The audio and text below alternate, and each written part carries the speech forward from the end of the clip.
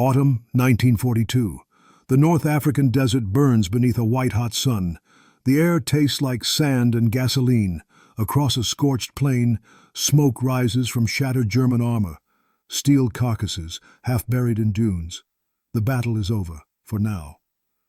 From the haze, a small shape rattles forward, open-topped, mud-splattered, and absurdly small beside the wreckage around it. Its engine sputters and growls like a stubborn animal. Two American soldiers sit inside, faces blackened with dust, eyes fixed on the horizon. They're not in a tank, not even an armored car. Just a boxy little vehicle with canvas seats and no doors. German prisoners, lined up in the sand, squint and snicker. One mutters under his breath, "Das Spielzeugauto," the toy car. A few laugh louder, shaking their heads. To them, this flimsy contraption looks like a joke. The pride of American engineering? This? But the Americans don't answer. They don't need to, because that little toy has just done something none of the Germans' own machines could. It crossed terrain that swallowed their panzers whole. It hauled wounded men, dragged supplies, and found paths through landscapes no map dared to mark. And though no one realizes it yet, that tiny vehicle, built in less than 2 months by a company no one's ever heard of, will soon change the very way wars are fought. Before this story ends, the so-called toy will become the most feared, most copied, and most relied on machine in the entire war. But first, we have to go back to the moment America decided it needed a miracle on 4 wheels, and got one. Before we dive into the story, make sure you're subscribed, because every week we uncover the forgotten machines, men, and moments that changed the course of World War II. Hit that subscribe button, and let's step back into history, one untold story at a time. To the Germans, engineering wasn't just skill, it was art. Every bolt, every weld, every gear had to represent precision. Their factories were temples of calculation, ruled by men who believed that complexity was proof of superiority. Bigger meant better, heavier meant stronger. From the thunder of the Tiger tank to the sleek scream of the Messerschmitt, German machines were built to dominate both the battlefield and the imagination. But that obsession came with a flaw: arrogance. Every tank demanded maintenance like a diva. Every plane required parts that only Germany's shrinking industrial base could produce. Their war machines were brilliant, but fragile. And as the war dragged on, brilliance alone couldn't win a desert, a jungle, or a mountain road. Across the ocean, America saw war differently. It wasn't a contest of craftsmanship. It was a race of endurance. Their engineers didn't worship complexity. They feared it. Because in war, every extra part was another chance for something to break. What America needed was a machine that could be built by the thousands, fixed by anyone, and survive anywhere. No chrome, no polish, just strength in simplicity. The Jeep became the embodiment of that idea. 4 wheels, a sturdy engine, and a design so stripped down it looked almost unfinished. It wasn't made to intimidate. It was made to last. A German officer once scoffed that American vehicles looked like toys made by farmers. He wasn't wrong. They were. But that was exactly the point. While Germany was crafting masterpieces for a museum, America was building tools for a war. And soon, those tools would roll straight through the empire that mocked them. 2 years before that dusty afternoon in North Africa, America's generals faced a different kind of battle. One fought not on the front lines, but in boardrooms and factories. The army had a problem. They needed a vehicle that didn't exist. Something light enough for transport, strong enough for combat, and simple enough to build by the thousands. In the summer of 1940, the request went out to over 100 companies: design a new 4-wheel drive reconnaissance car. Weight limit, 1,200 pounds. Capacity, 3 soldiers and a mounted machine gun. Deadline, 49 days. It sounded impossible. Most manufacturers didn't even bother responding. Too little time, too many restrictions. But one small company from Butler, Pennsylvania, the American Bantam Car Company, decided to try. Bantam wasn't a military giant. It was a struggling civilian automaker on the brink of collapse. Yet its chief engineer, a determined man named Karl Probst, took up the challenge. Working from a small garage with limited staff and a shoestring budget, he drew the first design in less than a week. 49 days later, Bantam rolled out a prototype, square, sturdy, and unpretentious. It wasn't elegant, but it worked. It could cross rivers, climb rocky hills, and turn sharper than any truck in the Army's fleet. Soldiers loved it immediately. But there was a problem. Bantam couldn't build enough of them. The Army needed thousands. Bantam could barely make a few dozen. So Washington made a controversial decision. They handed the blueprints to two much larger automakers, Willys Overland and Ford. Some called it theft. Others called it survival. Bantam had proven the concept, but Willys had the engine, and Ford had the production lines. Together, their combined effort turned a fragile prototype into a battlefield legend. The Willys MB, soon to be known by a simple nickname, the Jeep, song began rolling off the lines in 1941. It was cheap, fast to build, and brutally efficient. A vehicle born not from glory or grandeur, but from desperation, teamwork, and sheer necessity. No one involved could have imagined that this humble creation, designed in a tiny Pennsylvania workshop, would one day become one of the most recognizable machines in history. And as the war expanded, so did the Jeep's purpose. From testing grounds to front lines, it was about to prove that brilliance doesn't always come from the biggest factories. Sometimes it starts with the smallest hands. When the first Jeeps arrived overseas, few were impressed. To seasoned soldiers used to towering tanks and roaring trucks, this little box on wheels looked more like a child's experiment than a weapon of war. No armor, no roof, no gun mount. It was barely more than an engine on a frame. German officers, upon capturing a few, were amused. Reports from the Afrika Korps described it as a motorized toy, something fit for farmers, not fighters. In their broadcasts, Nazi propagandists ridiculed it as the mechanical mule of American cowards. They saw simplicity as weakness, mistaking minimalism for incompetence. But skepticism wasn't limited to the enemy. Even within the Allied ranks, some commanders were unconvinced. British officers called it a contraption for scouts and dreamers. Mechanics doubted its durability. Infantrymen questioned whether a vehicle so light could survive real combat conditions. The Jeep, it seemed, was born under the weight of laughter and disbelief. Then came the first field tests. Brutal terrain, shifting sand, sudden downpours. Where trucks bogged down and tanks chewed themselves into the mud, the Jeep kept crawling forward. It crossed gullies too narrow for armor, climbed slopes too steep for horses, and darted through mine-littered paths faster than any motorcycle dispatch rider. Still, mockery persisted. The Germans believed it was a symbol of desperation, the Americans building toys because they couldn't match the engineering marvels of Europe. But what they didn't yet realize was that this unassuming machine wasn't meant to replace tanks or rival panzers. It was meant to support everything else that could. Its strength wasn't in firepower or armor. It was in presence. The ability to be everywhere, doing everything, never breaking down. It could deliver ammunition in the middle of artillery fire, carry wounded men off the field, or hire all supplies through terrain that maps marked as impassable. The Jeep didn't need to prove it was a weapon. It only needed to prove it wouldn't stop. And that, more than anything else, would become its greatest weapon of all. North Africa, 1942. The Sahara stretched endlessly, a cruel, shimmering ocean of heat and dust. Machines that had crossed Europe without struggle were dying here. German half-tracks overheated, British trucks choked in the sand. Even tanks, those mighty beasts of steel, sank helplessly into dunes that swallowed their treads whole. But the Jeep didn't sink. It danced. When Operation Torch began, Allied forces landed on the coasts of Morocco and Algeria, bringing with them an army of men and a fleet of small, boxy vehicles that no one outside the U.S. had seen before.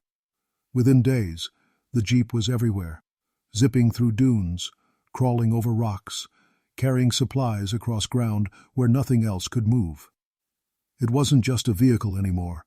It was the blood vessel of the army. Scouts used it to probe enemy lines.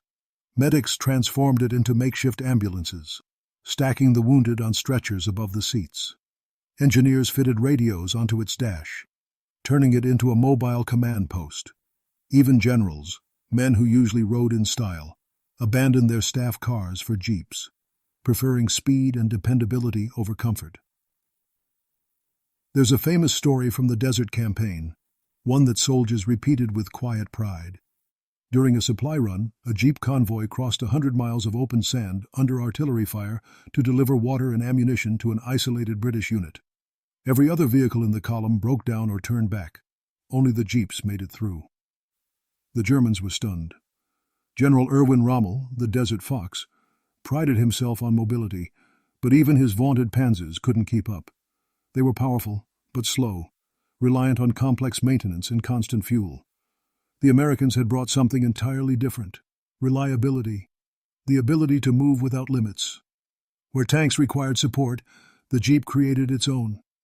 It didn't just accompany the army, it became the army's heartbeat. As the months passed, the Desert Campaign transformed into a showcase of its versatility. Jeeps carried anti-tank guns, mounted machine guns, and even hauled field kitchens across barren plains. Soldiers began customizing them with whatever they could find: extra fuel cans, sandbags, wire cutters welded to the front. Each Jeep became an extension of its crew, as unique as the men who drove them. Letters from the front began arriving home. One American wrote, "If I could take one thing from this war, it'd be my Jeep. It goes anywhere, does anything, and never complains." By the time the Allied flag rose over Tunis in May 1943, the Jeep had earned its reputation the hard way, through sand, sweat, and sheer endurance. It wasn't the fastest or the strongest, but it was the one that never quit.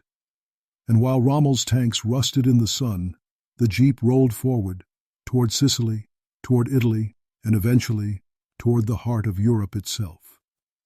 The laughter that once followed it had gone silent. By mid-1943, the Jeep had become more than a machine. It was a movement. From the burning dunes of North Africa to the rocky hills of Sicily, it led the way. What began as a desperate experiment in Pennsylvania had now become the beating pulse of the Allied advance. Everywhere the war went, the Jeep went too. It rolled through mud in Italy, bounced across shell-torn fields in France, and carved its path through the jungles of Burma. Soldiers gave it nicknames that bordered on affection: Old Faithful, GI's best friend, the Iron Donkey.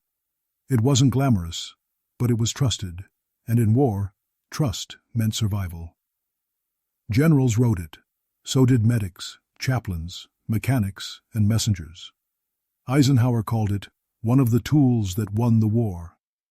Patton demanded them by the dozen, using jeeps as his eyes and ears across the battlefield. They carried everyone from frontline infantry to the most powerful men in uniform, all bouncing in the same unpadded seats, coated in the same dust. Production exploded. By the end of the war, over 640,000 jeeps had been built, more than any other military vehicle in history. The assembly lines at Willys and Ford worked without pause, churning out new units every few minutes. Some factories became so efficient that an entire jeep could be assembled in less than 4 days. And it wasn't limited to the European front. In the Pacific, the Jeep fought an entirely different war, against mud, monsoon, and jungle rot. It became a lifeline on islands where roads didn't exist. Marines used it to haul ammunition and stretchers through swamps, to move supplies from beachheads to front lines. Even when soaked, battered, and coated in salt, the engine would cough, sputter, and somehow keep running. Its reputation grew faster than any propaganda campaign. Allied soldiers swapped stories about what the little vehicle could do, climbing mountains, towing artillery, even pulling crashed planes off airstrips. British commandos fitted theirs with machine guns and painted dark stripes across the hoods for night raids. French resistance fighters used captured jeeps to ambush German convoys. And yes, even the Germans themselves began to adopt them. Field reports from the Wehrmacht described captured jeeps as irritatingly simple and annoyingly reliable. Some German units repainted and reused them, preferring their durability over their own fragile Kübelwagens. One officer reportedly remarked, "It is a car that refuses to die." In a war defined by destruction, the Jeep became a symbol of endurance, a rare constant in a world falling apart. No matter how chaotic the battlefield, soldiers found comfort in knowing that if they had a Jeep, they had a chance. It connected front lines to supply chains, outposts to headquarters, and wounded men to safety. It turned rough landscapes into open highways. Wherever an Allied flag flew, the Jeep was already there, waiting, engine idling, ready to move again. By the time Allied troops prepared for the largest invasion in history, Normandy, the Jeep wasn't just part of the army, it was the army. And as D-Day approached, one thing was certain. This little machine, once mocked as a toy, was about to roll into legend. Winter 1944. Europe was frozen in chaos. The Allies had clawed their way through France inch by inch, pushing the Germans back toward their homeland. But in December, the enemy struck back, hard. The Ardennes offensive, later known as the Battle of the Bulge, would become one of the deadliest and most desperate struggles of the entire war. Snow fell thick over Belgium, blurring the lines between friend and foe. Supply routes froze. Fuel was scarce. Temperatures dropped so low that engines cracked and soldiers' boots fused to the ground overnight. Tanks sat immobilized, their treads locked in sheets of ice. Trucks stalled and froze mid-route. It was the kind of cold that ended wars, or men. And yet, through the blizzards, something kept moving. The Jeep. Its engine sputtered, coughed, then roared to life. No armor, no heat, no windshield, just sheer stubbornness. It carried ammunition through artillery fire, slipped over ice where heavier vehicles sank, and ferried wounded soldiers out of kill zones under the cover of snowstorms. One American medic recalled later, "It was so cold the steering wheel burned your hands, but we kept going. The Jeep never quit." They became ghostly silhouettes in the fog, headlights off, crawling silently through enemy fire to reach stranded platoons. At Bastogne, where American forces were surrounded, Jeeps became lifelines. They delivered food, medical supplies, and messages in conditions that would have broken anything else on wheels. A diary entry from a soldier in the 101st Airborne captured it best. "The Jeep is the only thing still moving. God bless whoever built it." That wasn't exaggeration. It was truth. Even tanks, those icons of armored warfare, were powerless in this terrain. The Jeep, light enough to skim across snow and mud, became the backbone of movement. Some units stripped their Jeeps of non-essential parts to make them lighter. Others rigged them with chains and wooden planks to cut through deep snow. Whatever the adaptation, one thing never changed. The Jeep always found a way. In those brutal weeks, the war's true champions weren't just the men on the front lines, but the tiny machines that carried them forward when nothing else could. Frozen, battered, and leaking oil, the Jeep refused to die. By the time the Allies finally broke through the German line, the landscape was littered with burned-out tanks and shattered trucks, but the Jeeps were still running, weaving between the wrecks like survivors of some mechanical apocalypse. That winter didn't just test machines, it tested endurance, ingenuity, and willpower. And once again, the smallest creation outlasted the grandest designs. When the snow finally melted, the Jeep rolled east, toward Germany, toward victory. Its tires still scarred, its body still dented, but its spirit unbroken. In that frozen hell, one thing had become unmistakably clear. The Jeep wasn't just built for war, it was built for survival. It's strange how war reveals truth, not through the loudest victories, but through the quietest survivors. The Jeep was never meant to be a hero. It wasn't designed to inspire awe or fear. It had no armor, no thunderous gun, no elegant engineering pedigree. Yet by the end of the war, generals, medics, and infantrymen spoke of it as if it were alive. What the Germans once mocked as a toy had become the very thing that outmaneuvered their empire. Their machines, built from pride and precision, demanded perfect roads, expert crews, and constant attention. The Jeep, built by farmers and factory workers, needed none of that.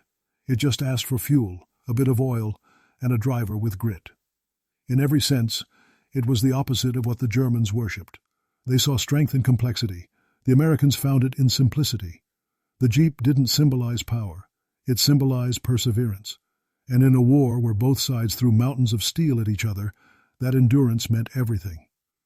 Soldiers came to treat it like a comrade. They spoke to it, cursed at it, laughed with it. Many gave theirs nicknames, Lucky, Old Betsy, Faithful. When engines sputtered to life after being shot through or flooded, men swore it was magic. When they were trapped behind enemy lines, the Jeep became their lifeline, their only escape. There's a quiet irony in that. A machine born from necessity became a companion of survival. It wasn't beautiful, but it was dependable. It wasn't armored, yet it carried courage.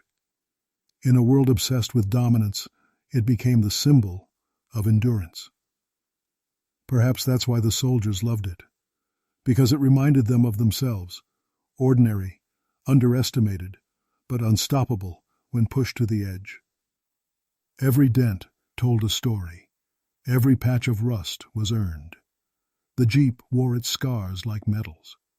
And somewhere between the roaring engines of Tiger tanks and the shattering silence of war-torn fields, the little American machine whispered the loudest truth of all. Victory doesn't always belong to the strongest or the most advanced. Sometimes it belongs to the ones who simply refuse to stop moving. In that way, the Jeep was more than a vehicle. It was a reflection of the people who built it and the men who drove it. Not perfect, not polished, but utterly unstoppable. When the guns finally fell silent in 1945, the world began to rebuild. Cities, nations, lives. The machines of war were dismantled, melted down, or abandoned to rust in forgotten fields. But the Jeep refused to fade away. Soldiers who had driven it through mud, snow, and fire couldn't leave it behind. Many wrote home, saying they wished they could buy one for themselves. The Army listened, and within months the Willys Overland Company began producing a civilian version, the CJ-2A, the first of what would become the civilian Jeep. Suddenly, a vehicle built for war was reborn for peace. Farmers used it to plow fields, haul timber, and pull wagons across rutted country roads. Ranchers in the American West relied on it to chase cattle. Explorers and surveyors took it into jungles and mountain passes where no other car could go. The same rugged little machine that once carried soldiers to the front lines was now carrying families to new beginnings. But its influence didn't stop at America's borders. In Europe, it became a tool of recovery, hauling supplies through towns still scarred by battle. In Asia, it helped connect villages long cut off by destroyed infrastructure. And everywhere it went, it carried with it that unmistakable spirit of resilience. The Jeep didn't just survive the war, it outlived it.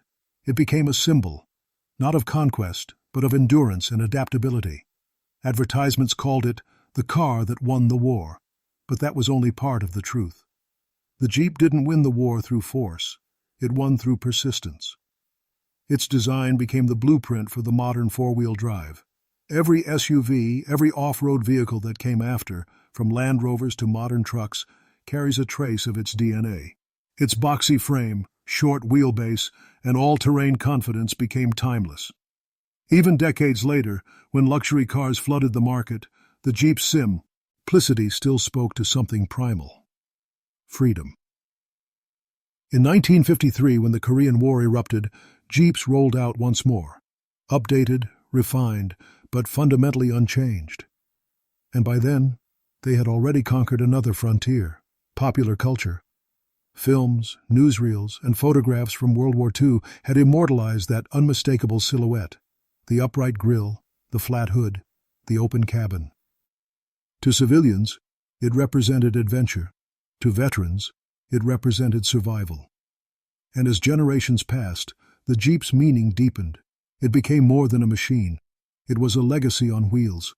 A reminder that power doesn't always come from complexity, that greatness can be humble, that the simplest designs often carry the greatest endurance. Even today, more than 80 years since its birth, every Jeep that rolls off an assembly line still bears that same unbreakable spirit. The one born in a tiny Pennsylvania workshop, tested in the deserts of Africa, proven in the snows of Belgium. The war ended long ago, but the machine that helped win it never stopped moving. In the end, the war didn't just prove whose army was stronger, it proved whose idea could last. The Germans built machines to dominate the world, massive, complicated, precise, designed to overwhelm through force and fear. But their brilliance was brittle. When the fuel ran dry and the factories went silent, their great engines of conquest stalled and died in the mud. America built something different, something that wasn't meant to intimidate or impress, but to endure. The Jeep wasn't the biggest, the fastest, or the most powerful. It didn't roar like a tank or soar like a plane. It simply kept moving when everything else stopped. And that, more than any weapon, changed the course of the war. It became proof that victory doesn't always belong to those who build the most, but to those who build the smartest. Proof that resilience can defeat arrogance, that practicality can outlast perfection. Long after the smoke cleared, the Jeep rolled on, through farms, forests, jungles, and cities, still healing from the scars of battle. It carried not soldiers now, but civilians, dreamers, workers, the same kind of ordinary people who had built it in the first place. That is its real legacy, a machine born from necessity, carried by courage, and remembered for its heart. The Germans built machines to conquer. America built one to endure. And in the end, endurance won. Because sometimes the humblest creation carries the greatest weight, not through strength, but through spirit. What do you think? Was the Jeep truly America's most underrated weapon of World War II? Or was it something even greater, a symbol of the everyday ingenuity that wins wars and builds nations? If you enjoyed this story, make sure to like, comment, and subscribe. Because every week we uncover the forgotten machines, people, and moments that changed history, one untold story at a time.